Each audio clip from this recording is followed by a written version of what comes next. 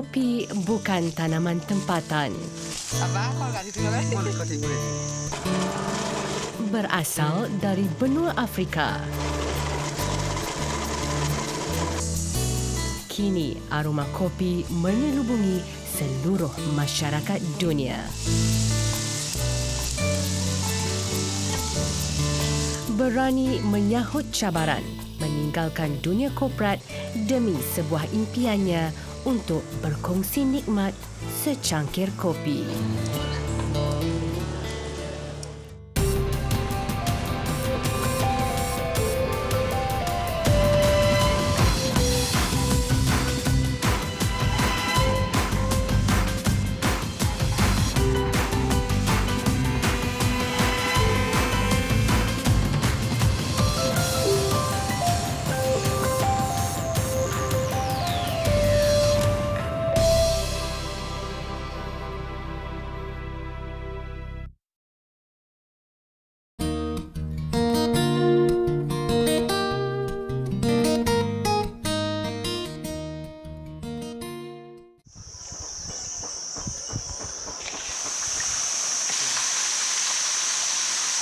Sebuah ladang kopi yang terletak jauh di pedalaman Thailand berhampiran sempadan Myanmar.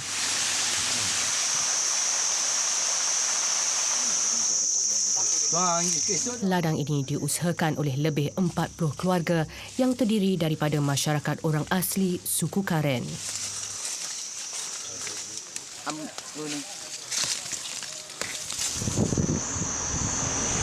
Biar jauh beribu kilometer, ia sedikit pun tidak menghalang usahawan kopi dari Malaysia ini untuk mencari kopi terbaik. Demi kecintaan terhadap kopi, mereka sanggup memandu selama 3 hari dari Kuala Lumpur ke Chiang Mai, Thailand.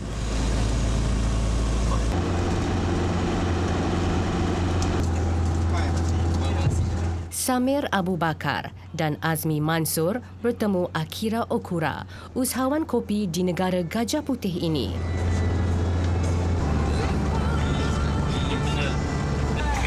Ini adalah kali pertama mereka bertemu untuk melihat sendiri bagaimana tanaman kopi Arabica ditanam di kawasan belantara.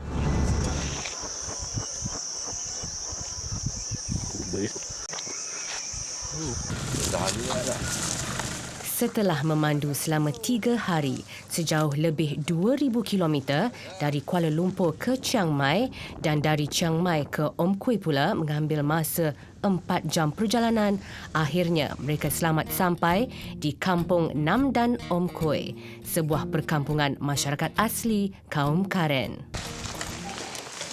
Okay, so this is a bit. ก็จะมีพ่อค้าคนกลางค่ะเขามารับซื้อไปอีกทีหนึ่งค่ะ She will guide the Ketibaan kami disambut pengurus ladang kopi iaitu Supinya Kantipap, juga daripada kaum asli Karen yang mendapat pendidikan di University of Chiang Mai. Puak Karen hidup menyara keluarga dengan bertani dan menternak, manakala ladang kopi adalah sumber utama ekonomi mereka.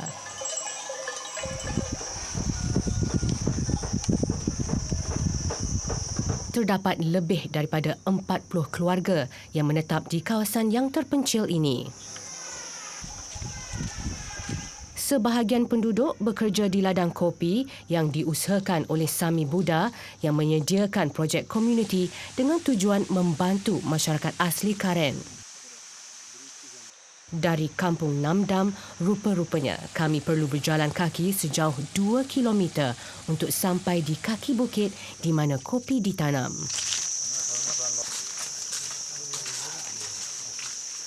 Pertemuan Samir dan Supinya amat bermakna kerana mereka dapat bertukar pengalaman dalam penanaman kopi. Di sini, mereka hanya menanam kopi Arabica sahaja kerana kesesuaiannya dengan cuaca yang sejuk.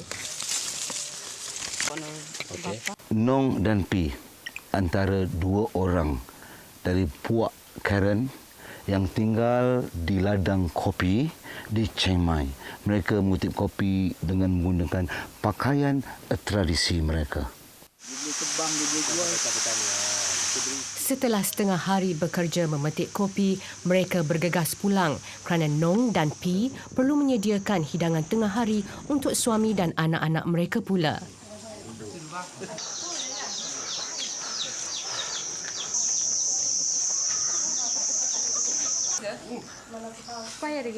Setelah siap menyediakan juadah makan tengah hari, mereka berehat seketika sementara menunggu petang bagi menyambung tugas memproses buah kopi pula. Setiap hari, buah kopi yang mereka kutip akan terus dimesin bagi membuang kulitnya. Kesemua hasil kopi yang dikeluarkan di Om Koi ini diborong oleh Samir. Thailand coffee is still in the very beginning of the promoting to the globally, because there are very famous countries like Indonesia, like Brazil, Colombia, Vietnam as a production of the coffee. However, Thailand also has a very, very good quality of the coffee, but we are just lacking how to promote to the rest of the world. Biji kopi yang telah dibersihkan kulitnya akan direndam di dalam sungai selama seminggu untuk menghilangkan rasa masam dalam kopi tersebut.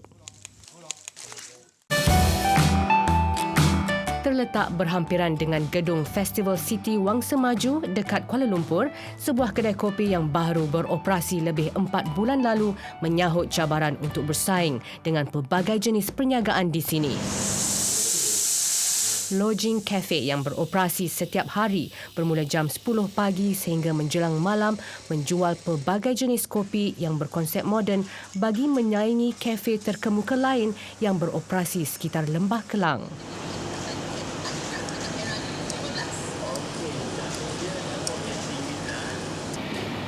Cappuccino satu.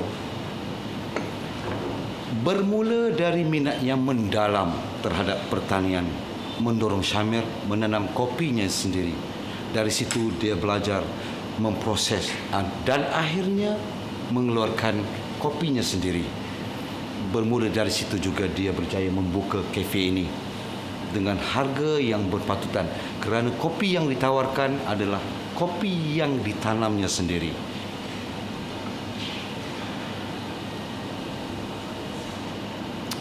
Cappuccino.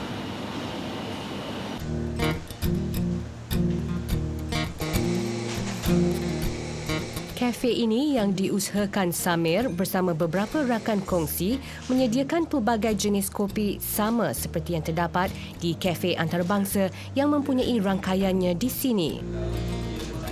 Sebelum saya mula menceburkan diri dalam bidang pertanian kopi, saya sebenarnya telah bermula dengan menanam serai selama 2 tahun di Cemor Perak. Pada waktu itu, saya menyertai program menanam serai secara di bawah skim pertanian kontrak.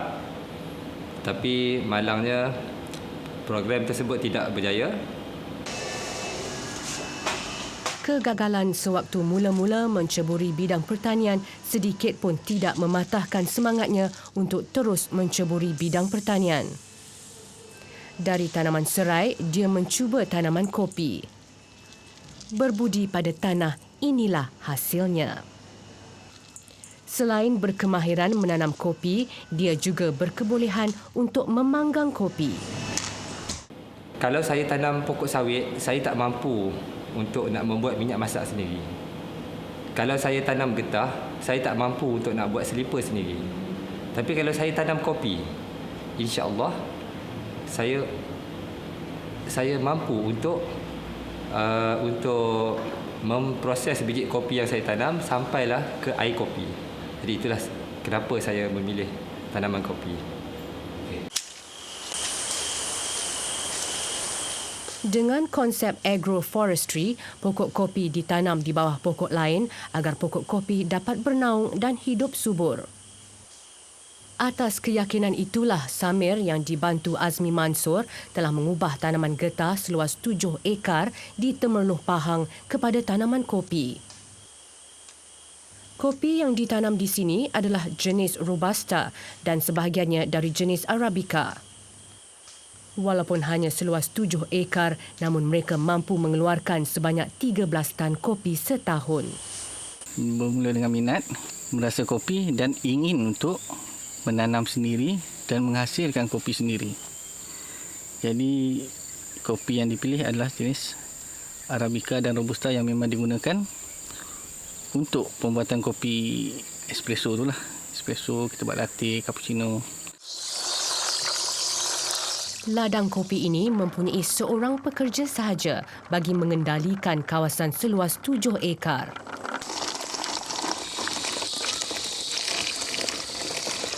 Karman Darwin, 27 tahun, berketurunan Kerinci dari Sumatera, mempunyai pengalaman sejak kecil mengendalikan ladang kopi keluarganya di Kerinci. Satu hari itu empat beledi. 4 beledi. Ya. Hari-hari ada kutip? Hari-hari kutip. Satu hari 4 beledi? Oh. Kadang lebih 4 beledi. Kadang tengok hasil buah dia. Hasil buahnya okey, banyak buah lagi, merah-merah. Sampai 5 beledi satu hari. Biji kopi yang telah diproses perlu melalui proses rendaman di kawasan air yang mengalir kerana biji kopi Robusta dan Arabica mempunyai sifat asidik.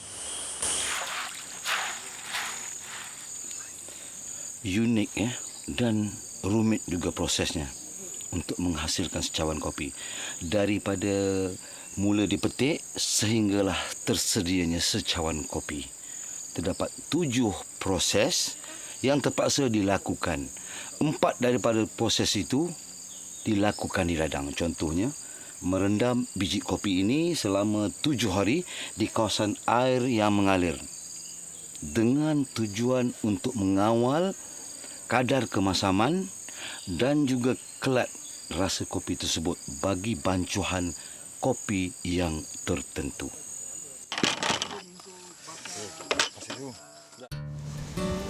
Kopi Robusta.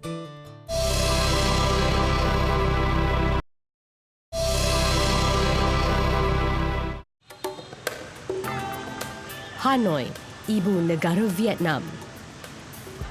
Hanoi menjadi ibu kota Vietnam sewaktu era penjajahan Perancis di awal abad ke-20 sehinggalah ke hari ini. Ia mempunyai kepadatan penduduk hampir 6 juta orang. Jalan rayanya setiap hari dipenuhi hampir 4 juta motosikal. Sewaktu kunjungan ke Hanoi, kami sempat bertemu dengan anak Malaysia yang berhijrah ke Hanoi. James Sagiran, 47 tahun, anak kelahiran Negeri Sembilan ini telah lebih 10 tahun menetap di Hanoi.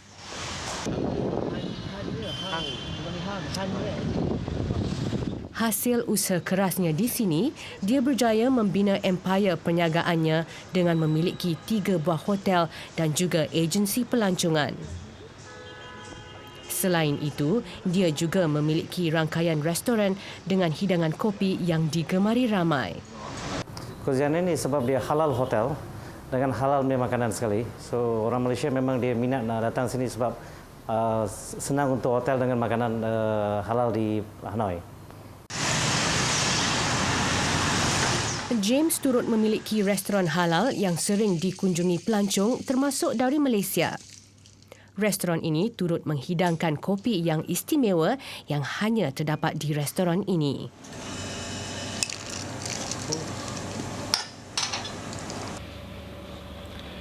Vietnam memang cukup terkenal sebagai negara pengeluar kopi di Asia Tenggara dan negara pengeluar terbesar di Asia Tenggara dan kedua di dunia selepas Brazil. Dan di sini kopi yogurt pun ada. Ya, cukup popular di hotel James ni ya. Ini apa? Nokia.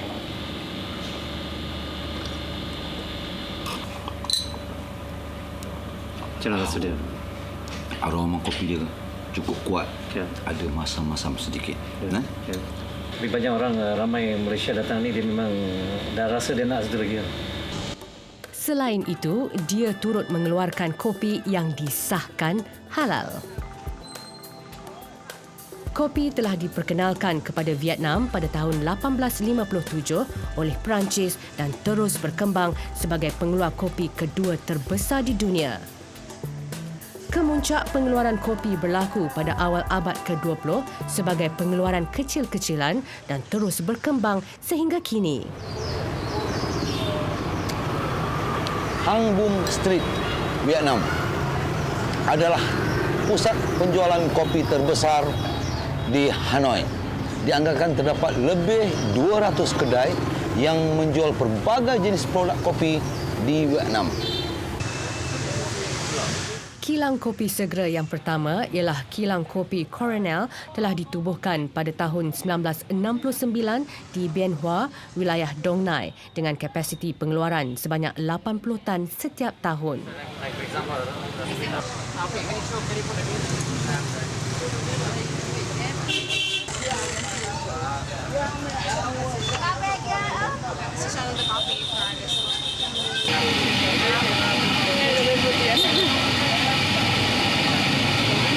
Di sini, kedai ini saja dianggarkan terdapat lebih 40 jenis kopi yang dijual di sini. Satu kedai lebih 40 jenis.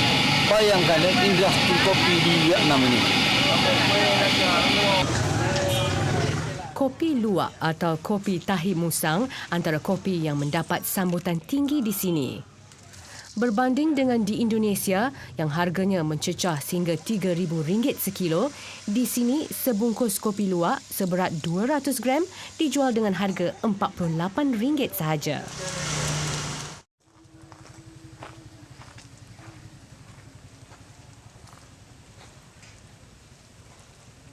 Mardi Kluang adalah antara agensi yang telah lama menjalankan penyelidikan pembangunan kopi.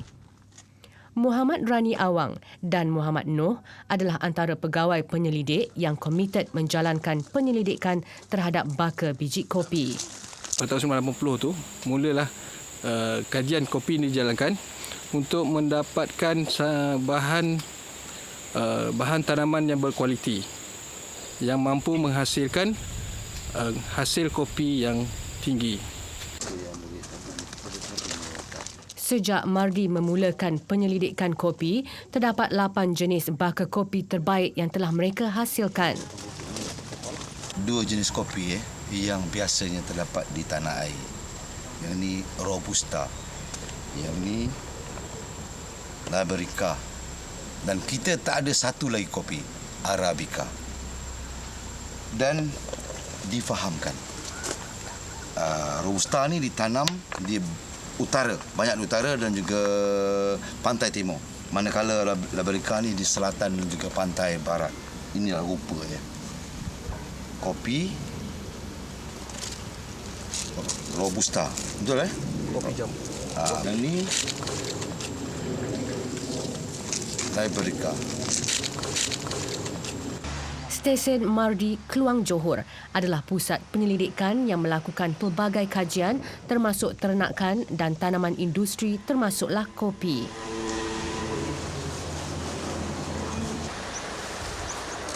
Pertemuan pengerusi Mardi, Datuk Fadil Osman dengan pegawai penyelidik ialah bagi mendapatkan perkembangan terkini tanaman kopi yang cukup sinonim dan berpengalaman luas tentang penyelidikan kopi. Kopi mula diperkenalkan di Tanah Melayu pada tahun 1875. Ia dibawa dari Afrika. Mardi Keluang mempunyai keluasan tanah 40 ekar yang ditanam dengan pelbagai jenis tanaman. Sebahagiannya ditanam dengan pelbagai pokok kopi dari baka terbaik. Hasil penyelidikan Mardi telah menghasilkan pokok kopi dari jenis Liberica yang mempunyai buah yang lebat dan bersaiz besar. Selain itu, mereka juga berjaya menghasilkan buah kopi yang masak serentak. Mardi telah menjalankan kajian dan didapati bahawa komoditi bagi kopi mempunyai pasaran ekspor yang besar. Ini boleh menjadikan komoditi kopi sebagai sumber pendapatan baru kepada petani dan juga kepada negara kita. Selain itu juga kita dapati bahawa permintaan kopi di dunia adalah stabil dan pasarannya amat terjamin. Penyelidikan terhadap tanaman kopi yang dijalankan Mardi sentiasa berterusan walaupun kebanyakan petani telah mengubah minat terhadap tanaman kelapa sawit pada awal tahun 90-an. Pernah pada satu ketika dahulu, negeri Johor mempunyai ladang kopi terbesar iaitu hampir 6,000 hektar, diikuti Sabah lebih 4,000 hektar, Selangor hampir 1,000 hektar dan Sarawak 750 hektar.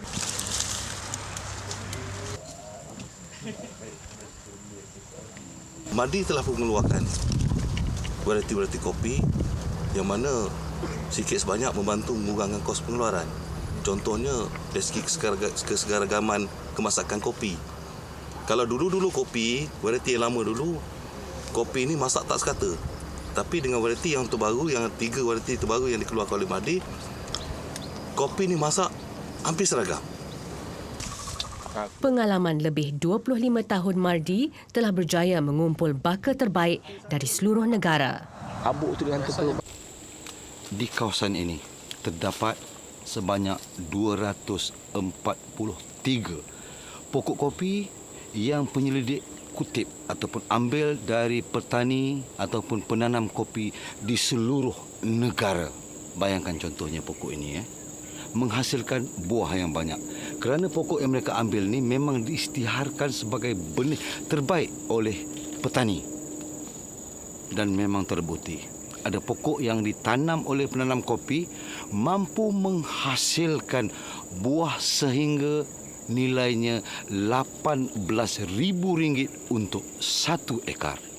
Di kawasan plot baka terbaik, penolong pegawai penyelidik mengambil tunas untuk dikahwinkan dengan pokok asas atau dipanggil pokok penanti.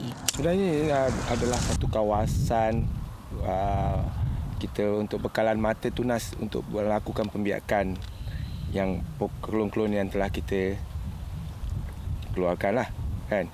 Jadi tujuan pokok-pokok ini semua memang kita biarkan untuk dapatkan mata tunas saja.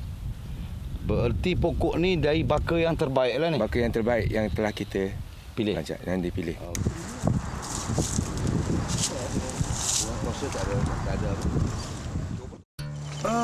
Yang paling mahal luar Malaysia lah. Bukan.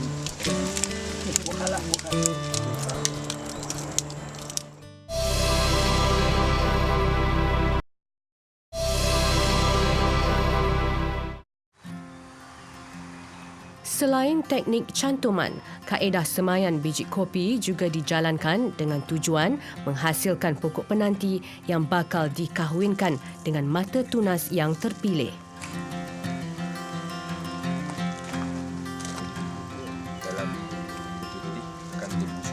Pokok penanti kebiasaannya dibiarkan sehingga cukup matang di antara 1 hingga 3 tahun. Pokok yang baik akan dipotong dan dibelah batangnya untuk tujuan cantuman.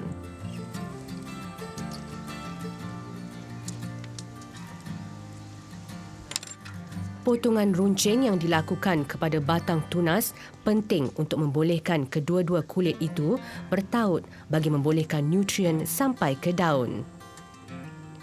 Cantuman tersebut akan dibiarkan sehingga pulih sebelum dipindahkan ke ladang.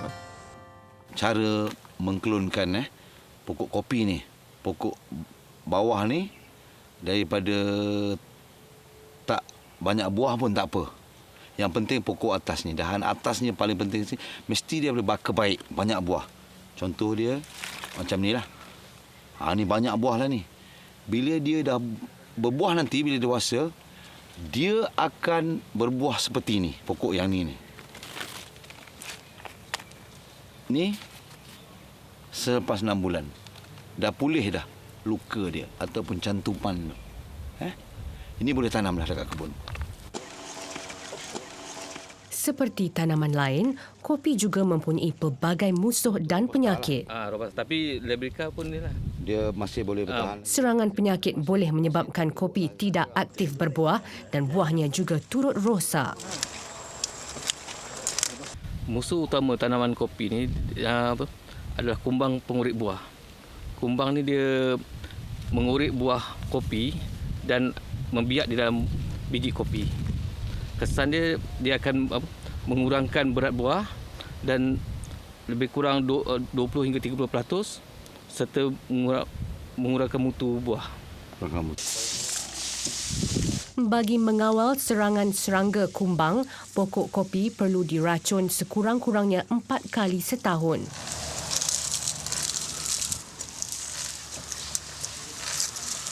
Saya melihat satu potensi kopi yang sangat besar. Walau bagaimanapun telah lama dilupakan, terutamanya di dalam prioriti bagi kajian dalam rancangan Malaysia ke-9. Walau bagaimanapun, atas usaha daripada semua pihak, kami masih lagi menjalankan penyelidikan. Terbaru, kita sedang cuba untuk mengeluarkan satu klon yang baru, satu set klon yang baru. Setelah lebih 25 tahun Mardi berkecimpung dalam penyelidikan kopi, terdapat 8 jenis baka kopi terbaik yang berjaya dihasilkan dari jenis MKL1 hingga MKL8.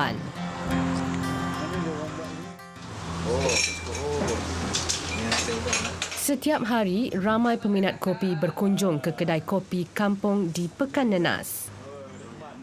Pemiliknya Haji Zahir Mat Zaman mengusahakan kedai kopi ini bersama isteri dan kadang-kala dibantu anaknya.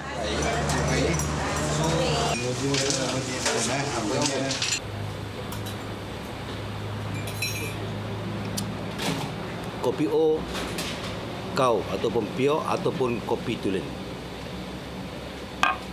Kopi ini dijual dengan harga RM1.50 di sebuah kedai kampung yang terletak di Pekalan Raja, Pekan Nenas. Haji Zahir Mat Zaman cukup berpengalaman. Seumur 7 tahun lagi belajar dari ibunya menggoreng kopi, kemudian menimbul pengalaman beberapa tahun dan memulakan perniagaan kedai kopi di kampung ini. Yang uniknya, kopi yang dijual di sini dipanggang sendiri oleh Haji Zahir biarpun memakan masa sehingga 2 jam lamanya. Saya ni pula daripada kecil-kecil, saya tak suka goreng kopi kerana bila saya dengar mak saya rendam kopi je dengan dalam besen dulu, besen aluminium, berbunyi kerang itu. Alah, sendi-sendi saya dah terasa lah, ni aku kena goreng kopi lah lepas ni kan. Yang ni Haji Zahir sentiasa mencari maklumat kelebihan kopi. Air kopi yang dihasilkan memang sedap dinikmati dan rasanya sama seperti kopi yang disediakan di kafe ternama.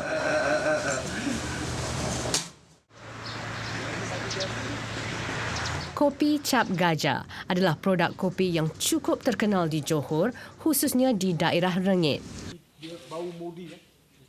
Melihat saiz gudang kopi ini cukup menggambarkan kopi yang dihasilkan mendapat permintaan tinggi di Johor dan juga luar negara. Kopi 120 kilo. 1 kilo RM21. Jadi 120 ini, satu guni kopi ini nilai dia RM2,500. Untuk Robusta ini RM8 lebih. Alan, 57 tahun, anak jati Rengit, mewarisi perniagaan bapanya yang membeli kopi secara kecil-kecilan dari penduduk kampung. Menyedari permintaan kopi yang tinggi dan harganya yang stabil, Alan menambah tanaman kopinya dari semasa ke semasa.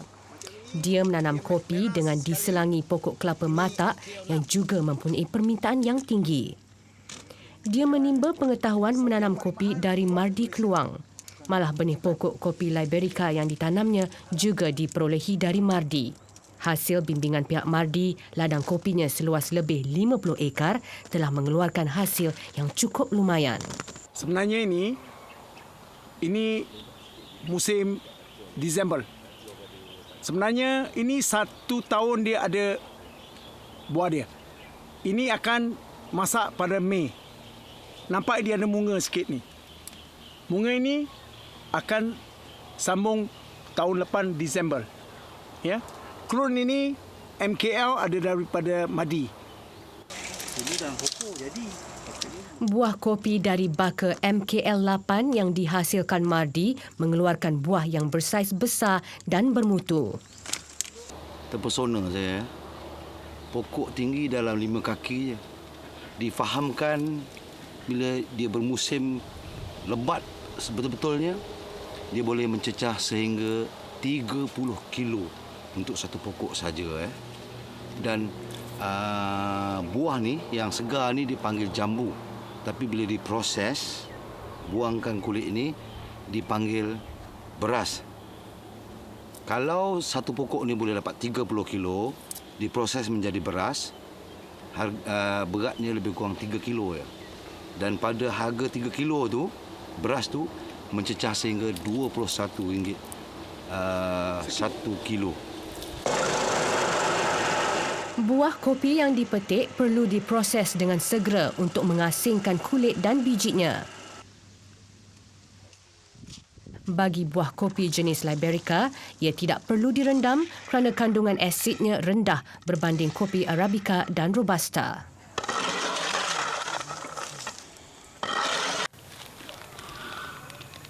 Ni biji kopi ni selepas dipecahkan, dijemur di bawah terik mentari. Jika cuaca terik sepenuhnya, 10 hari cukup kering. Dan jika hujan, panas, mungkin 14 hari. Tetapi sebenarnya kopi ini memang menguntungkan. Jika harga tinggi, dijual pada bila-bila masa. Jika rendah, disimpan. Sebab dalam bentuk ini, dia boleh disimpan sehingga 10 tahun lamanya. Setelah biji kopi kering sepenuhnya, baru ia dimesin atau diproses sekali lagi bagi membuang sisa kulit dan juga membuang cengkerang atau lapisan kedua kulit kopi.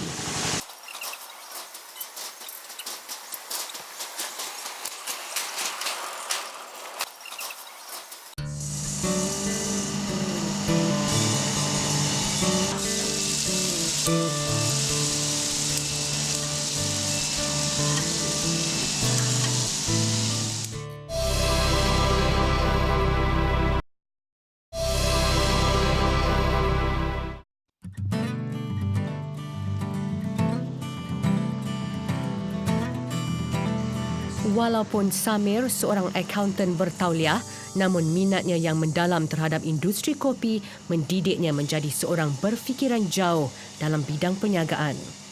Ramai orang yang boleh menyediakan secawan kopi, namun tidak ramai yang mampu memanggang kopi. Kebiasaannya, memanggang kopi secara tradisional memerlukan masa selama 2 jam. Sebenarnya saya tidak pernah menghadiri sebarang kursus formal untuk menggoreng kopi, tetapi secara kebetulan saya mempunyai seorang kawan yang merupakan seorang pakar di dalam bidang kimia dan fokus kepada extraction, dan saya telah bertanya secara mendalam kepada saya punya sahabat bagaimana sifat-sifat kimia yang ada di dalam sebiji kopi, dan daripada situ akhirnya saya mampu untuk menggoreng kopi saya sendiri. Ini biji kopi yang baru dipanggang. Berbeza dengan makanan lain seperti ikan bakar ataupun sate yang dimakan panas-panas. Memang sedap. Bagi peminat kopi, anda perlu tahu. Bukan tengok kopi baru panggang tu sedap buat air. Salah sebenarnya. Sekurang-kurangnya 3 hari selepas dipanggang, disimpan, barulah boleh dipisah untuk melahirkan kopi yang sedap. Betul tak Syamil? Ya. Kalau lepas panggang, terus kisar, apa jadi kopi itu? Boleh minum tapi tak sedap. Rasanya tengik. Dia tak dapat rasa kopi yang sejati itu. Sebab dalam biji kopi ni ada banyak lagi gas yang akan keluar dalam tempoh 3 hari. Supaya bila kita reading ni dia cepat sejuk. Jadi dia lambat. Sewaktu kembara kami ke Chiang Mai, Thailand, kami singgah menikmati kopi di kafe tempatan yang menyediakan kopi dengan cara moden. Gadis Thai Panchalika Achapan baru sebulan menceburkan diri dalam perniagaan kopi. Samir dan Panchalika sempat berkongsi pengalaman. Before my partner, I study my business of coffee from my partner in Lampang. He grew a coffee bean and roast and brand there. and he teach me everything about coffee. And now I'm still working and learning from him. Samir tidak lokek ilmu dan sedia berkongsi pengetahuan untuk penyediaan bancuan kopi yang terbaik. Im, gadis berumur 29 tahun bersama dua rakannya memulakan perniagaan sebulan lalu menjual pelbagai jenis kopi dan yang paling penting, mereka sanggup bersaing bersama dengan kafe ataupun kedai yang menjual kopi yang terkenal. Hasil pertemuan ini membuka minat gadis Thai ini untuk terus menimba ilmu dari Samir.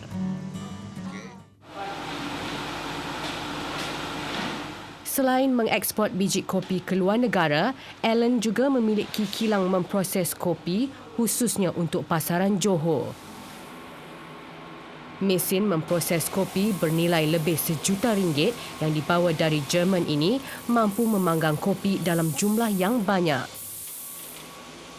Selain itu, kilangnya turut mempunyai peralatan pembungkusan yang berkualiti. Inilah mesin yang digunakan untuk memanggang kopi yang hanya digunakan oleh pakar saja. Hasilnya kopi luwak ini. Ya. Kopi luwak ini adalah kopi Taik Musang yang dipungut di kebun tanaman labrika yang betul-betul musang liar. Jadi diproses menjadi kopi luwak, dipasarkan di Hong Kong. Harganya 100 gram RM300. Dengan kemudahan peralatan moden, pelbagai produk kopi mampu dihasilkan.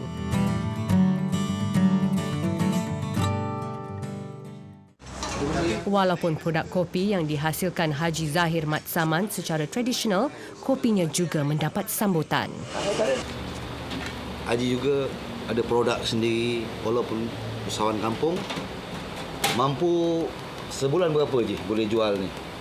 Saya biasa jual kopi yang dah telah diproses dan dipack, gunakan pack kertas ni di antara 750 hingga 1000 bungkus sebulan. Kopi yang disediakan dengan kaedah tradisional mahupun kaedah moden mempunyai aroma dan keenakan yang sama. Proses paling penting bagi menentukan keenakan kopi adalah proses memanggang. Selepas biji kopi dipanggang, ia tidak seharusnya dikisar terus kerana rasanya menjadi kurang enak. Ia perlu disimpan selama beberapa hari dan kemudian baru boleh dikisar bagi menimbulkan aroma dan rasa yang terbaik. Kawasan tanah tinggi Lojing Kelantan yang bersempadan dengan Cameron Highlands adalah lokasi bercuaca sejuk yang sesuai untuk penanaman kopi jenis Arabica. Pengalaman luas selama lebih 11 tahun dan mengembara ke pelbagai lokasi kopi dunia mencetuskan idea kepada Samir dan Azmi untuk mencuba sesuatu yang baru dan mencabar. Pokok ni memerlukan naungan. Jadi bila ada pokok-pokok hutan tu, dia mendapat naungan. Jadi suhu yang 26 darjah Celsius tengah hari tadi akan dapat kurang lagi. Jadi harap-harap kita akan dapat hasil yang sebaik mungkin untuk yang akan kita kerjakan 120 ekar ni nanti. Benih pokok kopi Arabica bakal mencabar pengetahuan dan pengalaman mereka dalam tanaman kopi. Inilah dia. Anak pokok kopi jenis Arabica. Sebenarnya tidak sesuai ditanam di negara kita. Tetapi di Lojing yang ketinggiannya berada pada 1000 hingga 1300 meter dan suhunya antara 16 hingga 26 darjah Celsius, agak sejuk. Mungkin sesuai ditanam di kawasan ini dengan konsep agroforestry, iaitu penanaman pokok kopi di bawah pokok-pokok besar yang tidak diusik kerana mengekalkan konsep semula jadi, mungkin akan berjaya. Berdasarkan cara penanaman kopi di Sumatera dan Chiang Mai yang berkonsepkan pertanian lestari tanpa memusnahkan pokok dan alam semula jadi, pokok kopi Arabica ini ditanam di bawah naungan pokok hutan. Setiap pokok ditandakan lokasinya menggunakan GPS bagi tujuan pemantauan.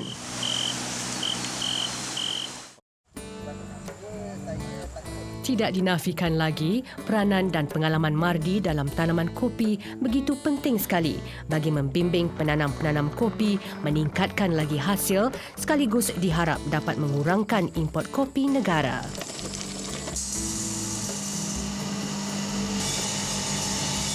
Walaupun Samir telah menceburi dunia perakaunan selama lebih 18 tahun, namun keyakinan yang tinggi terhadap peluang dalam industri kopi menyebabkannya menjadi usahawan kopi.